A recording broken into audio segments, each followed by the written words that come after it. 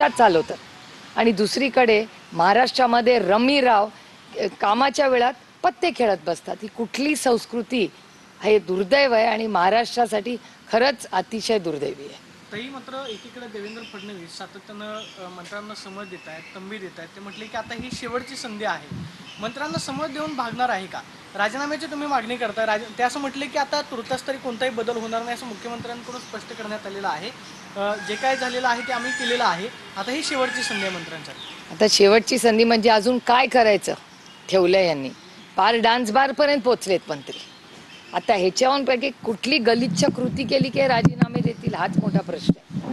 आणि हे महाराष्ट्राच्या इमेजसाठी संपूर्ण देशामध्ये महाराष्ट्राची प्रचंड बदनामी होते। काल संध्याकाळी मी एका खासदारांच्या कार्यक्रमाला गेले होते, तिथे मला खासदारांनी सांगितलं, अरे तुम्हाला रमी राव, हे मला नाव कुठून आलं? हे पार्लमेंटमधूनच मला ये तुम्हाला रमी राव का बदल दिया शायद डिपार्टमेंट। हे दिल्लीमधले खासदार चेष्टेने महाराष्ट्राबद्दल बोलतायत, ते दुर्दैव आहे आणि सगळ्या पक्षाचे। असं समजू नका की ते बोलणारे विरोधी पक्षातले, सत्तेतल्या पण लोकांचं तेच मत आहे।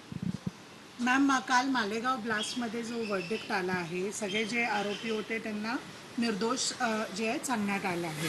तुम्ही या सर्वात पहिले तुम्ही या वर्डिक्टला कसं बघता? हे बघा, एक वर्डिक्ट आहे, शेवटी कोर्टाचा मान सन्मान केलाच पाहिजे। आता त्या ऑर्डरमध्ये काय, मी ती ऑर्डर काल वाचलेली नाही, पण ती ऑर्डरमध्ये काय त्यांचं म्हणणं आहे हे वाचल्याशिवाय पूर्णपणे बोलणं योग्य राहणार नाही, कारण का विषय संवेदनशील आहे। पण संघ संचालक मोहन भागवत यांना धरून आणण्याचा आदेश होता आणि त्यांना म्हणजे त्या गोष्टींना घेऊन दबाव होता, असा एक निवृत्त पोलीस अधिकारी आहे महबूब मजूर